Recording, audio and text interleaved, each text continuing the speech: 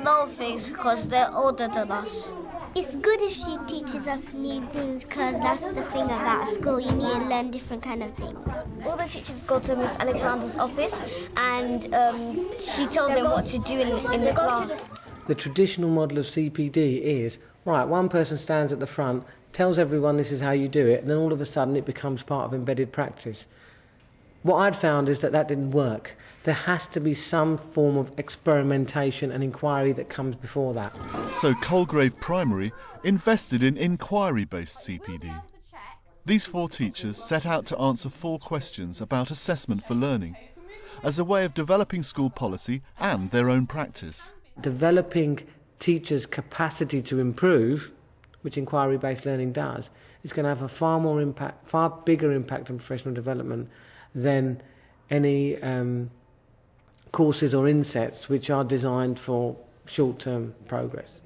What we had the opportunity to do was select teachers across the school. And what we were saying is we were going to experiment, we were going to look at different aspects of assessment for learning, we were going to ask questions of different aspects and use our children to pilot those aspects and then come together as a discussion group to filter that information and decide how it was going. In the distance, there was this idea of producing some sort of policy, and the idea that our ideas and findings would then be put into that policy. The work Nicole did was about learning objectives and target setting and success criteria. Our 3 main targets for today are to write in the present tense. We've done lots of practice on our present and past tense, haven't we? So we know how to do that. To use time connectives. Someone give me an example of a time connective. At the beginning. At the beginning, very good. That. That can't, yeah, after that. After that. After that, well done. The question that was in my mind was how to move my children's learning forward in writing through setting targets. I had been interested in the work of Ros Wilson. She's done a lot of work in schools where the children have been struggling with writing, and she's had results pretty quickly. And then I discovered that one of the schools that she describes in one of her books that I bought is actually a Newham school, Gainsborough Primary. So I went to that school. So I was then able to talk to the teacher about how they'd use target setting across the school to move the children's learning on. So then I took kind of some of those ideas and brought them back into class. Make it even better. Well done. We always use targets to try to figure out good words to describe our objects. I think we need them because some people don't really understand, or when they're stuck, they need them so they know what they're really doing. What Kulvan did was he provided us with time, and he provided us with a purpose, so there was an overall objective that we were all aiming for. In year 1, Sabia asked the questions, how would a learning journal develop children's understanding of how they learn to underpin what she was doing in the classroom? Do you remember what this is? Yeah. What's that? Our learning book. Today, write or draw something that you are pleased to be learning about. Well, it all started actually with a parents' evening that I had with a parent that came to me and I said, what does my child learn in school? Because the typical answer when they come home is, what did you do in school today? I didn't do anything. Nothing. And so it was kind of frustrating for me as a teacher because we do lots of things the whole day. So I wanted really for them to understand what we were doing. So what are you pleased about, say here? About drawing. Yeah, you're really good at it, aren't you? So do you want to draw us a picture of that? Sabia, she chose the learning journal. It was my role to support her. So I provided advice, I provided relevant reading. Beyond that, she drove it herself. I ask a lot of personal, social kinds of questions with them, like how are you feeling today? Yeah. Or what did you find difficult? Questions like that, because I find they respond more to things like that, because then I get, I like this, I like that. Yeah, because it was getting the same things every time. Yeah, a bit boring, yeah. So I still kind of ask those types of questions. So it's made a difference? Yeah, definitely. I like to play on the computer. I drew me basketball because I like playing basketball. I'm learning about being friendly with my friends. This is really important for them at this age. They're just kind of getting a grasp of their feelings and things. So they're learning these types of skills, but they're also able to record and talk about their feelings and how they feel. What are you pleased about, Danny? I think it's important to start in an area where you're interested and to have somebody that kind of leads you on the way, that you have somebody on the background that's aware, what you're doing in your classroom. I wouldn't have been able to honestly carry on this far if it hadn't been for Kulvarn pushing us kind of forward. I think the limitations come when we have these managers or performance managers that prescribe what courses we need to go on. Oh, it's within, this is the plan of the school and you need to go. But the minute we take ownership of it, we become almost captains of our own ship. Lando focused on relationships with children, particularly in the kind of, socially deprived area that we work in. Okay guys, what we're going to do this morning at 6 is we're going to look at your revision timetables and we're going to see the comments that your parents made. I wanted to know the impact of parent or parental involvement in children's learning.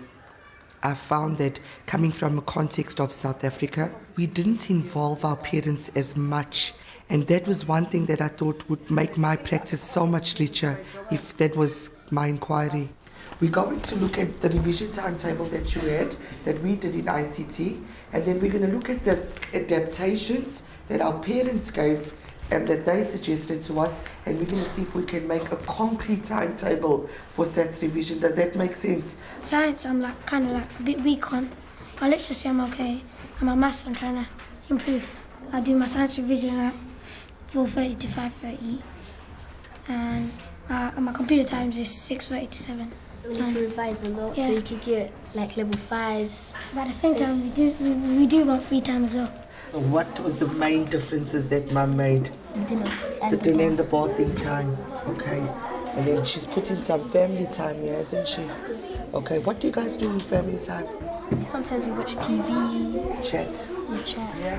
During the week, I got mosque in it. So then after, Mum said that you got 1 or 2 evenings that I got like 30 minutes. So you go to mosque every night? Yeah. Okay. Lando wanted to change the world and was talking about partnerships across the world and global teaching.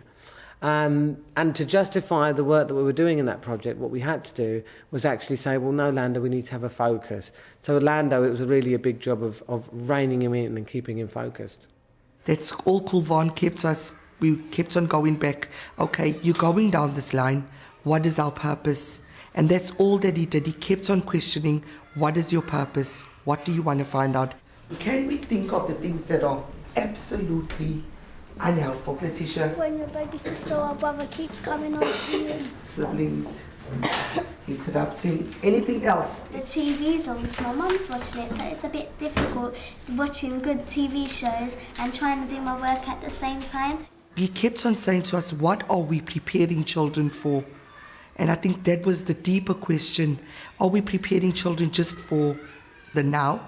Or are we giving them skills that they can take out of the experience in primary school? You're going to enter into a contract between you and your parents. And you're going to say, okay, I've made this decision to do my best. Because Mum, Dad, you're supporting me. But if I do this, here are the conditions. And I know you want a PS3, but be realistic. You know what your parents can afford because you're old enough now. I think I did come out with an answer to my question. Parents need to go back to their role and realize that they are responsible for those children's destinies almost. What I wanted Katie to look at is probably the most complex aspect of assessment for learning, peer assessment. So we've photocopied a piece of this work, and William's very kindly let us use his piece of work, and his work has our marking code on it. So you will see triangles. What's a triangle mean? Tanula? Wrong punctuation. Wrong punctuation. What about if you see something that's underlined? A wrong spelling. A wrong spelling. Brilliant. I think all of us, in our own way, chose something that was proving to be a problem or something that we thought, I'd really like that to be better. With your partner, go through the work, and you are going to put in the corrections for William to help him. Even though you're not William's teacher, you would be able to help him look at his work, mark his work, and give it back to him to help him with his edit. Did he put something in that we didn't need? Did he use the wrong word? And did anybody think, you know what, he did something really good on that line and he should have got a bit more of a tick or 2 ticks because something was excellent? Something. Oh yeah, he spelled it wrong, innit? Once they get to year 5, they really need to start looking at their own work, self-assessing, peer assessing, which is something that also did as part of my research, and looking and making it better for themselves. We've got the circle, the triangle, and the brackets and stuff. The code is for wrong spellings and all the other mistakes that you do. She needed something visual for her children, so she developed a visual code and marking system that the children use to mark each other's writing, and that again has been transferred. And if we're talking about impact, that practice in that classroom has now informed practice across the school.